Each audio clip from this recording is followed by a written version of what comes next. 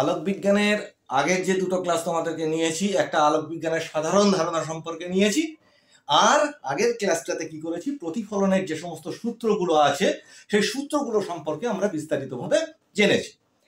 আজকের ক্লাসে যেটা দেখবো যে হ্যাঁ, আমরা এর আগে নিয়মিত প্রতিফলন, বিক্ষিপ্ত প্রতিফলন এইগুলোও আমরা শিখলাম। প্রতিফলন নিয়মিত প্রতিফলনের যে বিক্ষিপ্ত প্রতিফলনটা হয়, বিক্ষিপ্ত প্রতিফলনেও যে প্রতিটি আলোকরশ্মি নিয়মিত প্রতিফলনের নিয়মগুলোকে মেনে চলে সেগুলো আমরা দেখলাম। আর কি শিখেছি, সূচিছিদ্র ক্যামেরা, পেরিস্কোপ, এই জায়গাগুলো আমরা আগের ক্লাসগুলোতে শিখেছি। আজকের ক্লাসে তোমাদেরকে যেটা শেখানো বা যেটা নিয়ে আলোচনা করব সেটা হচ্ছে যে সমতল দর্পণ। প্রথম কথা হচ্ছে যে প্রতিবিম্ব গঠন। আচ্ছা, আগের ক্লাসে আমরা এই প্রতিবিম্ব গঠনের আগে পর্যন্ত এসে থেমে গেছি।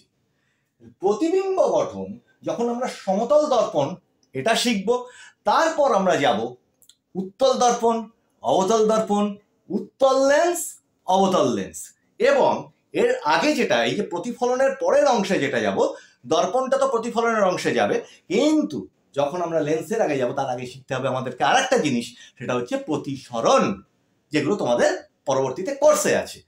এখন এই প্রতিফলনের এই অংশটাকে কমপ্লিট করবার পর আমরা প্রতিসরণে ঢুকবো। ঠিক আছে, তাহলে চলো আজকে আমরা দেখি যে একটি সমতল দর্পণে প্রতিবিম্ব কিভাবে গঠন হয়। তার আগে আমরা জানবো যে একটি প্রতিবিম্ব কত ধরনের হয়। প্রতিবিম্ব মানে কি, ধরে নাও একটা ছায়া, এই একটা ছবি, ঠিক আছে, একটা ছবি, সেটাকেই বলা হচ্ছে প্রতিবিম্ব। এবার এই প্রতিবিম্বটা কিসের না, একটা বাস্তবে কোনো একটি বস্তু আছে, আলোকরশ্মির প্রভাবে সেই বস্তুটি কোনো একটি জায়গায় আরেকবার দেখা যাচ্ছে। সেটা বিভিন্ন রকমে দেখা যেতে পারে, বড় আকারে দেখা যেতে পারে, ছোট আকারে দেখা যেতে পারে, উল্টো দেখা যেতে পারে, সোজা দেখা যেতে পারে, ঠিক আছে, এরকম নানান ধরনের হতে পারে। এবং সেই প্রতিবিম্বটা বাস্তবে, এই যেমন ধরো এখানে একটা পর্দা রয়েছে বা একটা বোর্ড রয়েছে, তার উপরে দেখা যেতে পারে, অথবা এমন হতে পারে যে বাস্তবে প্রতিবিম্বটাকে তুমি হাত দিয়ে ছুঁয়ে দেখতে পাচ্ছ না, যে যে জায়গাটাতে ছবিটা তৈরি হচ্ছে মনে হচ্ছে হয়তো সেখান থেকে প্রতিবিম্বটা আছে। ব্যাপারটা কিরকম, তাহলে যে প্রতিবিম্ব বাস্তবেই কোনো দেওয়ালে বা কোনো পর্দার গায়ে তৈরি হয়, সেই প্রতিবিম্বকে আমরা বলবো যে সৎ প্রতিবিম্ব। আর যে প্রতিবিম্বটা, ঠিক আছে, কোনো একটি স্থানে, কোনো একটি মাধ্যমে বা স্থানে বাস্তবে গঠিত না হয়ে আলোকরশ্মির প্রভাবে সেখান থেকে অপসৃত হচ্ছে বলে মনে হবে, তাকে বলবো আমরা অসৎ প্রতিবিম্ব। আচ্ছা, এইগুলো তো আমি মুখে এরকম বলে গেলে হবে না, এখন আমরা দেখি যে সেটা কিভাবে হচ্ছে। প্রথমত ধরো একটা সমতল দর্পণ নেই, ঠিক আছে, এই ধরো একটা সমতল দর্পণ আছে, এই একটা সমতল দর্পণ, যেটা এইটা হচ্ছে এম এবং M1।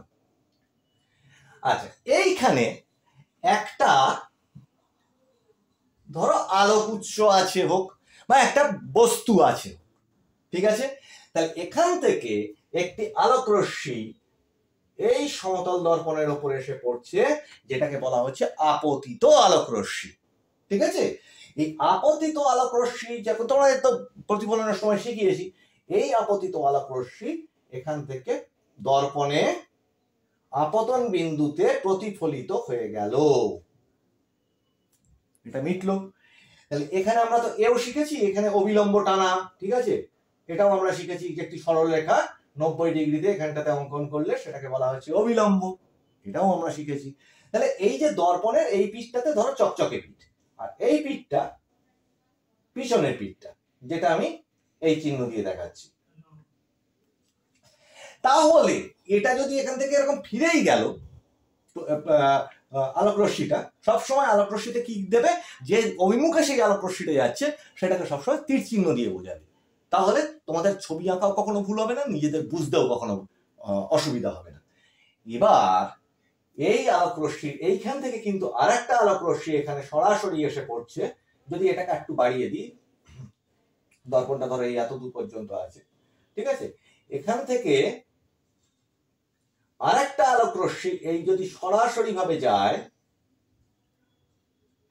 আমরা এর আগের ক্লাসে কি শিখেছি যে একদম সরাসরি লম্বভাবে যদি কোনো আলোক রশ্মি আপতিত হয় কোনো এই ধরো দর্পণে বা কোনো মাধ্যমে, তাহলে তার তোমার কি বলবো প্রতিফলন কোণের মান কি হয়? 0, কারণ সেটা সরাসরি আবার ওইভাবে ফিরে যায়, এইভাবে গেছে আবার এইভাবেই ফিরে এসেছে।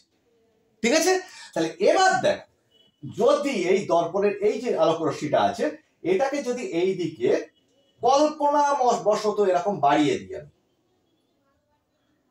এটা আমি কল্পনা করে এখানটাতে আমরা বাড়িয়ে দিচ্ছি এটাকে, যে যদি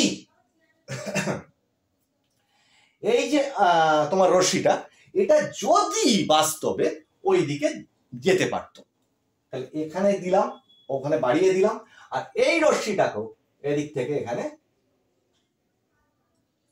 কল্পনা করছি যেন ওদিকে বেড়ে যেতে পারে। এই যে প্রতিফলিত দুটো রশ্মি, ধরা যাক এইখানে একটা বস্তু ছিল পি, আর এখানে যে বস্তুটা মানে কল্পনা করা হলো সেটা হলো P1। ঠিক আছে, এখানে আমার আঁকাটা এই যে পরিমাণটা আছে না, এই পরিমাণটা কিন্তু একটু কম বেশি হয়েছে আঁকার ক্ষেত্রে। মানে জানবে যে এখান থেকে এই যে দূরত্বটা থাকবে, এই যে দূরত্বটা আছে আর এই দূরত্ব, এই দুটো কিন্তু সমান হবে আঁকার ক্ষেত্রে। আমি যেহেতু হাতে বোর্ডের মধ্যে আঁকছি সেহেতু একটু কম বেশি হয়ে গেছে এটা। তো এইভাবে, আচ্ছা এটার আমি একটা নাম দিলাম ধরো কিউ। ঠিক আছে, এখানে একটা বিন্দু ছিল যেটা হচ্ছে তোমার আপতন বিন্দু। তাহলে এই পি থেকে রশ্মিটা এই ও বিন্দুতে পড়বার পরে কিউ অভিমুখে প্রতিফলিত হয়েছে, মানে প্রতিফলিত রশ্মি যদি আমি বলি ও কিউ, এই ও কিউ কে যদি আমি কল্পিত একটি সরল রেখায় মানে সেটাকে এগিয়ে দিই, বাড়িয়ে দিই, তাহলে সেটা এই P1 বিন্দুতে এই পি এবং এখানে ধরে নাও আরেকটা যেখানে প্রতিফলনটা ঘটেছে লম্বভাবে, সেই জায়গাটার আমি নাম দিলাম ধরো এস।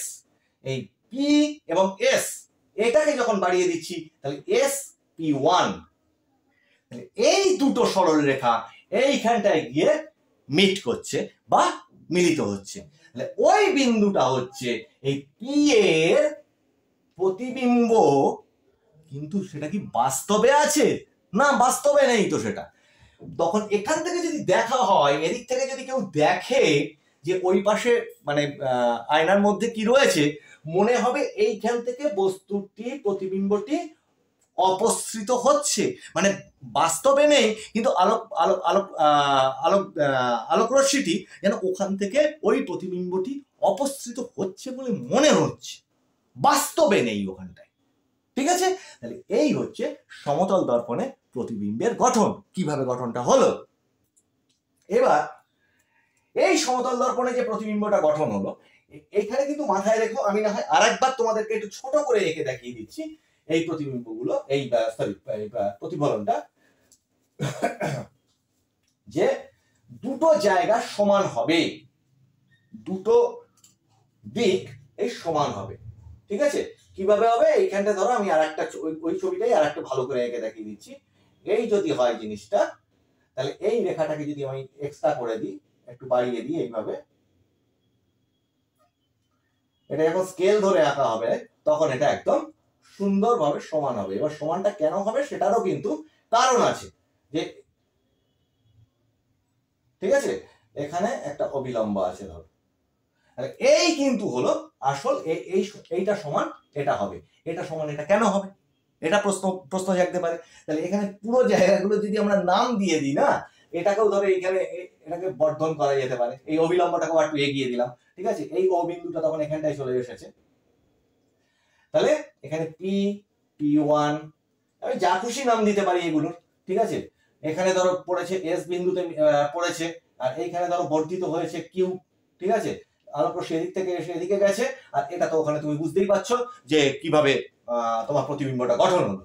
তাহলে এইটা কিন্তু উপপাদ্যের মতো করে আমরা ঠিক করতে পারি যে এই দূরত্বটা সমান এই দূরত্বটা। ঠিক আছে, তার জন্য আমাদেরকে যেটা করতে হবে, আমরা কি জানি? প্রথমে আমরা জানি যেটা, যে আপতন কোণের মান আর প্রতিফলন কোণের মানের পরিমাণ সমান হয়।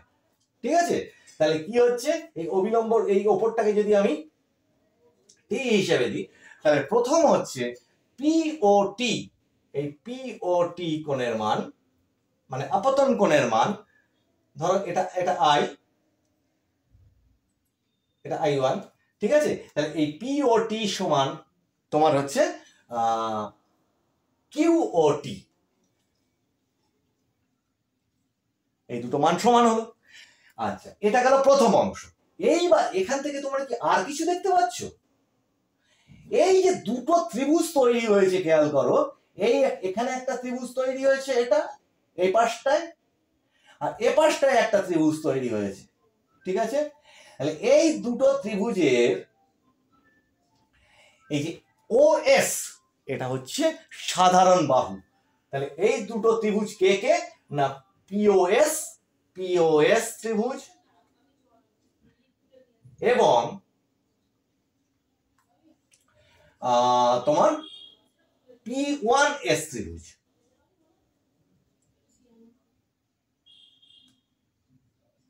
P1OS, এই দুটো ত্রিভুজের OS হচ্ছে সাধারণ বাহু।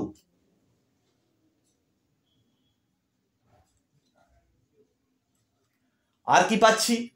আর যেটা পাচ্ছি, এখান থেকে আমরা বার করব যে একটা সাধারণ ছেদকারী যে সরলরেখা, এটা আমি বার করব কি করে? এটা বার করতে গেলে আমাকে জানতে হবে যে একান্তর কোণ এবং অনুরূপ কোণ, এই জায়গাগুলো যারা অঙ্কে তোমরা শিখেছো, মানে উপপাদ্যে যারা বীজগণিতে হোক বা উপপাদ্যের ক্ষেত্রে যারা শিখেছো তোমরা, অনুরূপ কোণ এবং একান্তর কোণ, এই জায়গাটা মাথায় রাখতে হবে যে দুটো একান্তর কোণের মান কিন্তু সব সময় সমান হয়, আর দুটো অনুরূপ কোণের মান সব সময় সমান হয়। সেটা কিভাবে জানবো আমরা? এই ছবিটার থেকে, ছবিটা যদি ভালো করে পরিষ্কার হবে, তোমরা একটু দূর থেকে হলেও দেখতে পাচ্ছ আশা করি, এখানে আমরা খুঁজে বার করব যে এখানে একান্তর কোণ কারা কারা আছে, এখানে একান্তর কোণটা কারা কারা আছে।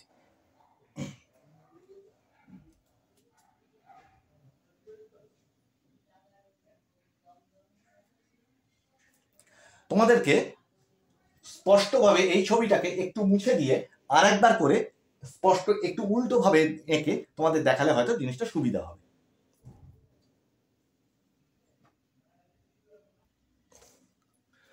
তো ছবিটা কালার গুলোকে একটু আলাদা করে দিয়ে তোমাদেরকে ত্রিভুজগুলো বোঝানোর সুবিধার জন্য এই ছবিটার কালার গুলোকে দুটো ত্রিভুজের কালার আলাদা করে দিয়েছি। ঠিক আছে, একটা লাল দিয়ে একটা নীল দিয়ে। তাহলে এটা হচ্ছে কি, এটা হচ্ছে আয়নার ভিতরের দিকটা, যেখানটা আমরা কল্পনা করছি যে ওখানে প্রতিবিম্বটা গঠন হয়েছে। এবার এখান থেকে আমরা দেখব যে আমাদের উদ্দেশ্যটা কি। আমাদের উদ্দেশ্যটা হচ্ছে এই যে পি থেকে এস এর যে দূরত্ব, মানে আসল বস্তুটা থেকে আয়নার যে দূরত্বটা, আয়না থেকে প্রতিবিম্বের দূরত্ব, সে দুটো সমান। কিন্তু এই সমানটা মুখে বললে হবে না, সেটা একদম জ্যামিতিক ভাবে প্রমাণ করতে হবে, যেটা তোমার উপপাদ্যে যেভাবে প্রমাণ করো। তা প্রথমেই আমরা যেটা বলে দিয়েছিলাম যে আপতন কোণের মান আর প্রতিফলন কোণের মান, এই দুটো সবসময় সমান, আমরা প্রতিফলনের নিয়ম অনুযায়ী আমরা জানি। এরপরে যেটা, এই দুটো ত্রিভুজ যেটা পেয়েছি, এই একটা ত্রিভুজ আর এই একটা ত্রিভুজ, এই দুটো ত্রিভুজের একটা কি পেয়েছি, সাধারণ বাহু পেয়েছি। এইটা একটা সাধারণ বাহু পেয়েছি, যেটা হচ্ছে ওএস হচ্ছে সাধারণ বাহু পেলাম। এবার খেয়াল করো যে এই উপপাদ্যের নিয়ম অনুযায়ী কি হচ্ছে, এই যে রেখাটা আছে, এই রেখাটা এইভাবে গিয়ে এইভাবে এসছে, যেখানে এই সরল রেখাটা এবং এই সরল রেখাটা দুটো সমান্তরাল। তাহলে দুটো সমান্তরাল হলে এইখানে যে কোণটা তৈরি হচ্ছে, ঠিক আছে, এইখানে যে কোণটা তৈরি হচ্ছে এবং এইটার যে কোণটা তৈরি হচ্ছে, মানে এস পি ও কোণ, এস পি ও কোণ, ঠিক আছে, আর টি কোথায় গেল, একটু ভুল লিখলাম বোধহয় আমি, না, এস পি ও কোণ, একান্তর কোণ হচ্ছে সমান সমান হবে কি, পি ও টি কোণ। কেন সমান? না এই কোণটা আর এই কোণটা হচ্ছে একান্তর কোণ।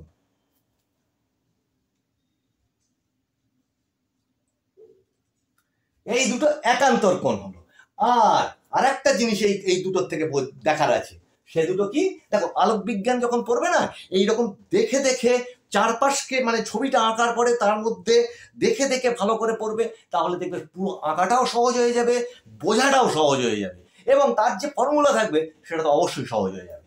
এবার দেখো এইখানে আরেকটা জিনিস আছে, এখানে আরেকটা কি জিনিস আছে, এই যদি একটা রেখাকে তুমি ধরছো, এই যদি পুরো একটা রেখাকে ধরছো এবং এই একটা পুরো রেখাকে ধরছো, এখানে আমি আরেকটা নাম দিয়ে দিলাম, ধরো আই। এই যে অবিলম্বটাকে আমি বাড়িয়ে দিয়েছিলাম, এই যে অবিলম্বটাকে আমি বাড়িয়ে দিয়েছিলাম, ও এবং টি অবিলম্বকে আমি বাড়িয়ে দিয়েছি ও এবং আইতে, তাহলে মোট কথা এইখানে আরেকটা সরলরেখা এইভাবে যাচ্ছে, খেয়াল করো, এবং একদম ওপরে এই যে পি এবং P1 এই যে সরলরেখাটা রয়েছে, এই দুটো সরলরেখা সমান্তরাল সরলরেখা। এই সমান্তরাল সরলরেখা দুটো মধ্যেকার একটা বিশেষ বৈশিষ্ট্য হচ্ছে, এখান থেকে যদি আমি এটাকে যদি একটা সাধারণ ছেদক হিসেবে ধরি, এটাকে যদি আমি এই রেখাটাকে যদি আমি একটা সাধারণ ছেদক হিসেবে ধরি, ঠিক আছে, PQ সরলরেখাকে, তাহলে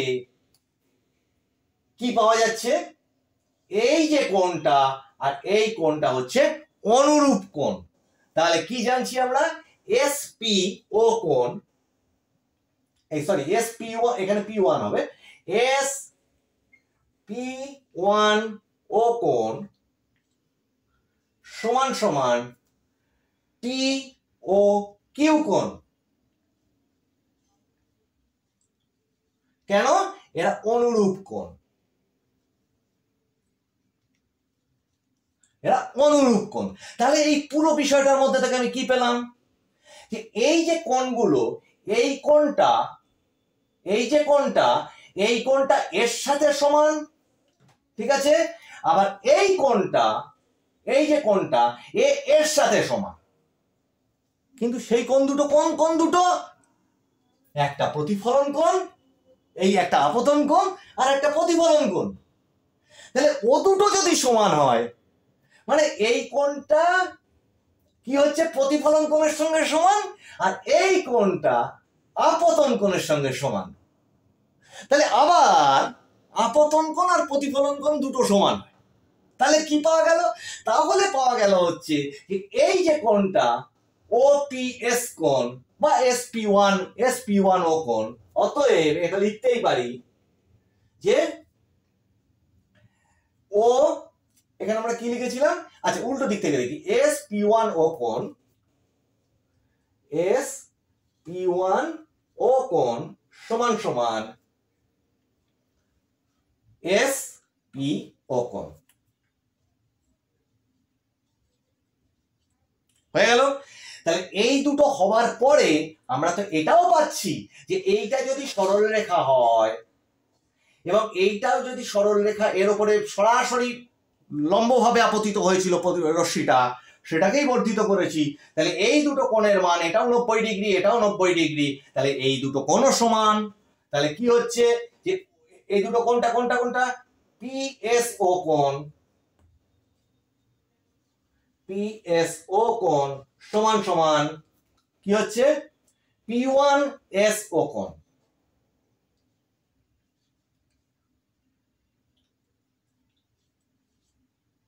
তাহলে এই যে দুটো ত্রিভুজ আছে, এই দুটো ত্রিভুজ যে পেয়েছি, এই দুটো ত্রিভুজের মধ্যে কি পেলাম? এইটা হচ্ছে OS হচ্ছে সাধারণ বাহু, এই কোণটার সঙ্গে এই কোণটা সমান, আবার এই কোণটার সাথে এই কোণটা সমান, অর্থাৎ এই যে দুটো ত্রিভুজ আছে, ঠিক আছে, এই যে দুটো ত্রিভুজ আছে, এই দুটো ত্রিভুজকে আমরা বলতে পারি যে POS ত্রিভুজ, POS সর্বসম ত্রিভুজ P1OS।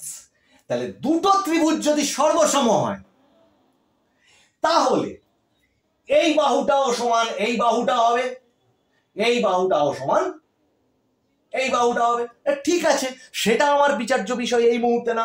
আমার প্রমাণ করবার ছিল যে এখান থেকে এই যে দূরত্বটা আছে, এখান থেকে এই দূরত্বটা সমান কিনা। তাহলে এর থেকে প্রমাণ হলো যে দর্পণে আমরা এই সামনে ধরো একটি লোক দাঁড়িয়ে আছে, ঠিক আছে, এইখানটা একটি বস্তু আছে বা আলোক উৎস আছে, এটার থেকে এই আয়নার যতটা দূরত্ব, আয়নার ভিতরে মানে আয়না থেকে প্রতিবিম্ব, যেখান থেকে আলোক রশ্মি প্রতিফলিত বা প্রতিসৃত হওয়ার পরে, এটা একটা সাধারণ সংজ্ঞা, অপসৃত হচ্ছে বলে মনে হচ্ছে, মানে কল্পনা করা হচ্ছে, সেটা হচ্ছে এই P1 বিন্দু। ঠিক আছে, তাহলে ওই বিন্দু মানে যতটা আয়নার থেকে প্রতিবিম্ব দূরত্ব আর আয়নার থেকে বস্তু দূরত্ব দুটোই সমান হলো। ঠিক আছে, আর এখানে আরেকটা জিনিস তোমাদেরকে এই প্রসঙ্গে শিখিয়ে দেওয়ার আছে, যে এই দুটো জিনিস তো তোমরা শিখলে, এখানে আরেকটা জিনিস শেখানোর আছে, সেটা হচ্ছে দর্পণে প্রতিফলিত হওয়ার পরে তোমার চ্যুতি কোণটা কি হচ্ছে। ঠিক আছে, এইভাবে দেখো, প্রতিফলনে আলোক রশ্মির চ্যুতি কোণ, ধরো এই একটা দর্পণ আছে M1, অবশ্যই সমতল দর্পণে প্রতিফলনের ক্ষেত্রে M1 দর্পণ আছে, এখানে ধরো একটা প্রতিফলন, নিয়মিত প্রতিফলন হলো, এখান থেকে আলোক রশ্মি এসে এখানে প্রতিফলিত হয়ে চলে গেল, এই হচ্ছে অবিলম্ব। এখানে আমরা আঁকছি একটা, একটু বেঁকে গেল, আবার সাইড দিয়ে আঁকলে এটাই সমস্যা হয়।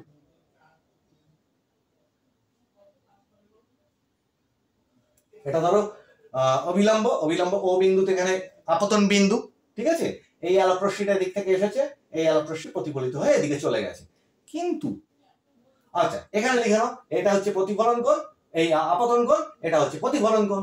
ভালো কথা, এইখানে আমি রশ্মিটার যদি নাম দিই, যে এখানে একটা P আর এখানে যদি P1 নাম দিই, ঠিক আছে, আর O, আর এখানে যদি নাম দিই T, অবিলম্বের নামটা দিলাম, এখানে যদি আলোক রশ্মিটা প্রতিফলিত না হয়ে ওই দিকে চলে গেছে, ঠিক কথা, কিন্তু যদি না যেত, তাহলে আলোক রশ্মি কিন্তু এইভাবে সরাসরি চলে যেত। ঠিক আছে, তাহলে এইভাবে সরাসরি সে চলে গেল না, এখান থেকে সে সরাসরি চলে গেল না, না গিয়ে সে এখানে প্রতিফলিত হয়ে গেল। তাহলে সরাসরি যদি চলে যেত, তাহলে এটা তো তাহলে কি থাকতো, 180 ডিগ্রি মান থাকতো। এই যদি সরল রেখায় চলে যেত, তাহলে সে 180 ডিগ্রি মান থাকতো, কিন্তু সেটা না গিয়ে এই যে অংশটা তোমার হচ্ছে হয়েছে, প্রতিফলন হয়ে গেছে, তাহলে সেই প্রতিফলন হওয়ার যেটা হলো, যতটা হলো, সেটার পরিমাণ কত, এইটা, এই অংশটাকে, এই যে অংশটা সে প্রতিফলিত হয়ে গেছে, সেই অংশটাকেই বলা হচ্ছে, সেই অংশের কোণটুকুকে বলা হচ্ছে তোমার চ্যুতি কোণ। ঠিক আছে, এই পুরো অংশের কোণটাকে বলা হচ্ছে চ্যুতি, আর সে চ্যুতি ঘটলো এখানটায়। ঠিক আছে, চ্যুতি কোণ। আর এই চ্যুতি কোণের মানটা তাহলে কত, এটাকে যদি আমি আই হিসেবে ধরি, এই মানটা, তাহলে এটাও মান হচ্ছে আই, ধরা যাক কোনো একটা ডিগ্রি, এত ডিগ্রি, ধরো এটা আই হিসেবে এই কোণের মান দেখাচ্ছি, এই কোণের মান দেখাচ্ছি আরেকটা আই, তাহলে এই টোটালটা যদি তোমার হয় 180 ডিগ্রি, এই পুরোটা যদি হয় 180 ডিগ্রি, তাহলে 180 ডিগ্রি থেকে আই, এখানটা মুছে দিই, দেখে নাও, 180 ডিগ্রি থেকে যদি মাইনাস করা হয় আই প্লাস আর একটা আই, ঠিক আছে, I1 ধরো এটাকে, কিন্তু দুটোই তো মান সমান, তাহলে এটাই আমি লিখতে পারি যে এটা সমান হচ্ছে 2i সমান 180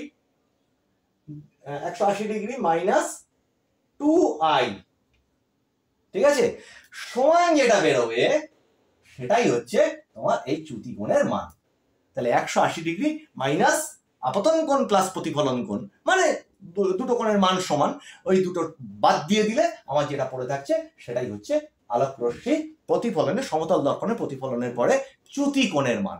ঠিক আছে, তাহলে আজকে এই আলোক রশ্মি তোমার আলোক বিজ্ঞানে সমতল দর্পণে তোমাদের যে প্রতিবিম্ব গঠন, সেটা তোমরা শিখলে। আর এই প্রতিবিম্ব গঠনের ক্ষেত্রে কিন্তু কয়েকটা বৈশিষ্ট্য আছে, সেই বৈশিষ্ট্যগুলো তোমাদেরকে মুখে আমি বলে দিচ্ছি। সেটা হচ্ছে, প্রতিবিম্বটা যখন গঠন হচ্ছে, সমতল দর্পণে যখন প্রতিবিম্ব গঠন হয়, সেই সমতল দর্পণে প্রতিবিম্ব হয় সমশীর্ষ। সমশীর্ষ কথাটার অর্থ কি? মানে যে মাথা, ধরো একটা মানুষ আছে, মাথাটাও যেদিকে পাটাও সেদিকে থাকছে, উল্টে যাচ্ছে না, ঠিক আছে, সমশীর্ষ, উল্টে যাচ্ছে না। আর আরেকটা ঘটনা ঘটে, এই যে প্রতিবিম্বের দূরত্ব কি হয়, যে দর্পণের থেকে প্রতিবিম্বের যা দূরত্ব, বস্তুর থেকে দর্পণের দূরত্ব সমান হয়। আর একটা কি হয়, যদি বস্তু প্রতিসম না হয় তাহলে বস্তুর পার্শ্বীয় পরিবর্তন ঘটে। এই একটা ছোট্ট জিনিস তোমরা একটুখানি জেনে নাও, ঠিক আছে। এইখানে যদি একটা আয়না থাকে, এখানে যদি একটা আয়না থাকে, এখানে যদি তোমরা এই আর কথাটাকে এইভাবে লেখা হয়, এইটা যখন এখানে প্রতিফলিত হচ্ছে, খেয়াল করো, আরে এই পাশের যে অংশগুলো চলে যাচ্ছে এ পাশে, আর আরেক এই পাশের যে অংশগুলো আছে প্রতিফলিত হচ্ছে তার আরেকটা পাশে, ঠিক আছে। তখন এই আরটা হয়ে যাচ্ছে এইভাবে দেখাচ্ছে, ঠিক আছে। তাহলে কি হয়, পার্শ্বীয় পরিবর্তন ঘটে দর্পণে। কি ঘটে? প্রতিবিম্বের পার্শ্বীয় পরিবর্তন ঘটে। তাহলে এই যে মূল বৈশিষ্ট্যগুলো, মূল অংশগুলো সমতল দর্পণের প্রতিফলন তোমরা শিখলে, এবং সেই প্রতিফলনের সমস্ত নিয়ম কানুনগুলো তোমরা জেনে গেলে। তাহলে আলোক বিজ্ঞানের মানে প্রতিফলন অংশের একটা বড় অংশ আমরা শিখে গেলাম। এরপরে এই দর্পণেরই দুটো ভাগ আছে, আরো দুটো দর্পণ আছে। সেটা হচ্ছে, একটা হচ্ছে আগের দিন তোমাদের দেখিয়েছিলাম, একটা হচ্ছে উত্তল দর্পণ, আর একটা হচ্ছে এটাকে অবতল দর্পণ বলতে পারো, যেখানটাতে দর্পণের এই পাশটা অস্বচ্ছ, আর এইটা হচ্ছে দর্পণের দিক, ঠিক আছে। এটা হচ্ছে উত্তল দর্পণ। আর একটা হচ্ছে এই ধরনের দর্পণ, যেটাকে বলা হচ্ছে এটা হচ্ছে অবতল দর্পণ, আর এটা হচ্ছে উত্তল দর্পণ। আচ্ছা, এই উত্তল দর্পণ অবতল দর্পণে বেশ কয়েকটি বিষয় আছে, বক্রতা কেন্দ্র, ঠিক আছে, প্রধান অক্ষ, ফোকাস, এই সমস্ত জিনিসগুলো তোমাদের আগামী ক্লাসে আমরা কি শিখবো, যে উত্তল দর্পণ এবং অবতল দর্পণের মাধ্যমে কি কিভাবে তারা কাজে লাগে, কি কি কাজে ব্যবহৃত হয়, সবচেয়ে বড় কথা তাতে প্রতিবিম্ব, কি কি ধরনের প্রতিবিম্ব তাতে গঠন হয়। খুব ইন্টারেস্টিং জিনিস, ঠিক আছে। তাহলে আজকের ক্লাসে আমি প্রবীর রায়চৌধুরী এতক্ষণ তোমাদের সঙ্গে ছিলাম। তোমার সমতল দর্পণের বিভিন্ন রকম প্রতিবিম্ব গঠন এবং তার যে নিয়ম কানুন, তার যে কি বলবো নীতি, সেই সমস্তগুলো আমরা জানলাম। তোমরা নতুন যারা ছাত্রছাত্রী এসছো, ক্লাসটাকে সাবস্ক্রাইব করো। আমি এইভাবেই গল্প করতে করতে ডিটেলে চেষ্টা করি যে তোমাদের ভিতরে ডিটেল জিনিসটা মানে জানতে পারো, সেইভাবে আমি পড়ানোর চেষ্টা করি। আর পুরনো ছাত্র, নতুন ছাত্রছাত্রী যারা আছো, তাদের প্রত্যেকেই বলবো ক্লাস সাবস্ক্রাইব করে একটু করে শেয়ার করো, যাদের কেউ পড়া দেখিয়ে দেওয়ার নেই তারা যদি ক্লাসটা একটু দেখতে পায় তাদের একটু উপকার হবে। আর ক্লাসের লেন্থ ছোট বড়, কোনটা ক্লাস আমি ছোট করব কোনটা বড় করব, এটা আমি ভেবে ক্লাস করি না। ক্লাসটা যতক্ষণ পর্যন্ত আমি চেষ্টা করি যে যতক্ষণ আমি বোঝাতে পারি ঠিকভাবে, ততক্ষণ পর্যন্ত লেন্থ হয়ে যায়। ক্লাসটাকে পুরোটা মনোযোগ দিয়ে সেই জন্য সবাই দেখো। তাহলে আজকের ক্লাস এই পর্যন্ত। তোমরা বুঝতেই পারছো বিভিন্ন ধরনের ক্লাস আছে, ইংরেজির বিভিন্ন রকমের ক্লাস আছে, গ্রামারের ক্লাস আছে, ঠিক আছে। এছাড়া পরীক্ষার বিভিন্ন রকম কৌশল, শর্টকাট, বিভিন্ন ধরনের তোমার পড়ার বিভিন্ন রকম টেকনিক, এই সমস্ত প্রচুর ক্লাস আমার পিছনের ক্লাসগুলোতে আছে, সেগুলো তোমরা দেখো। আর লার্ন ইংলিশ প্লে লিস্ট আছে, তাতে সমস্ত গ্রামার সম্পর্কে যাদের খুব দুর্বলতা আছে তারা ওই ক্লাসগুলো যদি ফলো করো, তাতে আশা করি ইংরেজি গ্রামারও খুব দক্ষ হয়ে যাবে খুব দ্রুত। এছাড়া সহজে দ্রুত ইংরেজি শেখার ক্লাসও কিন্তু আমি নিয়েছি, সেগুলো ওই লার্ন ইংলিশ প্লে লিস্টের মধ্যেই পেয়ে যাবে। আর সাকসেস টিপস বলে একটা প্লে লিস্ট আছে, সেইটাতে যদি তুমি ক্লিক করো, তাতে সমস্ত ধরনের পরীক্ষা বলো বা পড়াশুনো বলো, কিভাবে দ্রুত এগিয়ে যেতে পারো, কিভাবে দ্রুত সফল হওয়া যায়, কিভাবে অল্প সময়ের মধ্যে পরীক্ষা জিতে আসা যায়, বা মানে পরীক্ষায় সফল হয়ে আসা যায়, পিছিয়ে পড়েও কিভাবে ঘুরে দাঁড়ানো যায়, সমস্ত জিনিসগুলো এই পিছনের ক্লাসগুলোতে আছে। তোমরা যারা চাইবে তোমরা সেইগুলোকে, পিছনের ক্লাসগুলোকে দেখে নিও। আজকের ক্লাসে এই অবধি। সমস্ত আরো ইন্টারেস্টিং ক্লাস নিয়ে তোমাদের সঙ্গে আবার দেখা হচ্ছে সামনের ক্লাসে।